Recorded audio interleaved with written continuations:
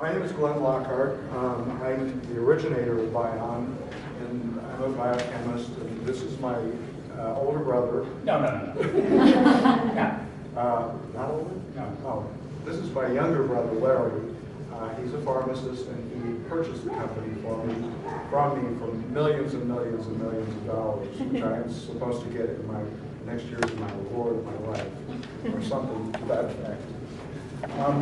What we're going to talk about, what we're going to talk about today is the biochemistry. I'll wait just a second until people get seated. What we're going to talk about today is the biochemistry and the pharmacy of acne. One of the things that I have to do, and I apologize for having to do it, and that is I need to go back and explain to you the various stages of the progression of biochemistry, so I make sure that you know some of the new chemicals, biochemicals, that we're looking at in the progression. Part of it you will already know, but parts of it will be new, and those are the parts that we're going to deal with the most. As we reach puberty, and we're going to talk about puberty in just a few minutes, and maybe I'll shed some new light on hormones and the foods that we eat that do promote hormones and the state of development in this country. But puberty begets hormones, and the one that's particularly important to us is testosterone. Testosterone targets the skin, and within the skin there's an enzyme called 5-alpha reductase.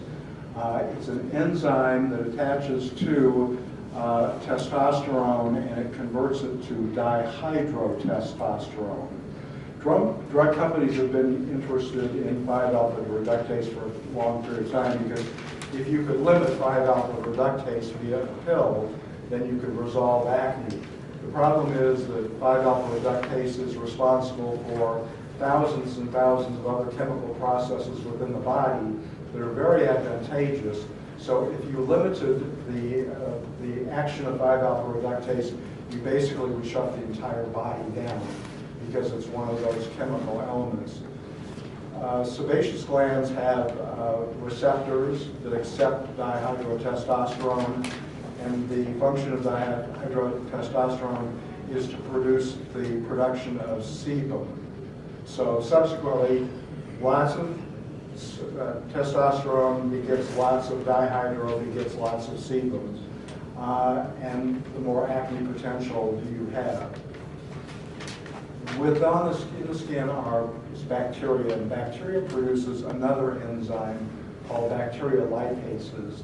The bacterial lipases attach to the sebum, and they convert it to free fatty acids.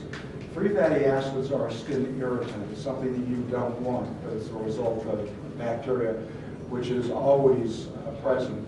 It causes hyperkeratinization of the skin, that is, excess cells, et cetera, et cetera, et cetera.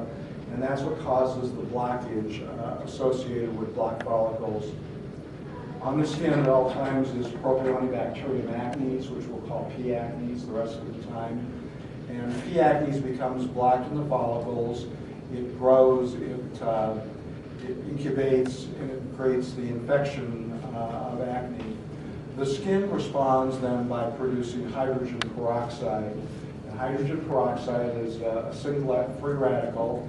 It kills bacteria, but it's also very inflaming. The skin also produces histamine, which produces the red puffiness that you associate with acne, or anything that you would take an antihistamine for, puffiness of the nasal cavity, the histamine response.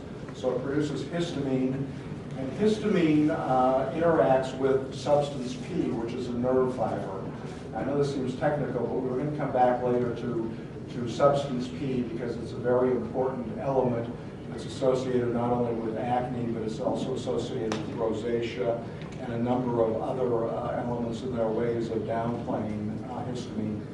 Cytokines are then produced, and they're specifically called interleukin-6, interleukin-8, interferon alpha, and tumor necrosis factor alpha. And those are all the pro-inflammatory cytokines. They create irritation, they create inflammation, they propagate things, so they keep inflammation going. And that is, in general, the cycle of acne. So as we look at the various causes of acne, we could say that all bacteria and P. acnes could be eliminated from the skin temporarily, and that would reduce acne because we would have less free fatty acids. So that's one of the things that we can do. We could also say now, and we know that we can do this, reduce the amount of testosterone in the skin. You've been told before in school you can't do that. They were wrong. You can do that. It's a little tricky and it requires some cooperation, but you can do it. And finally, the inflammation, that is the cytokines, etc., we can reduce their impact upon acne so that we can take acne that's out of control and bring it fully into control.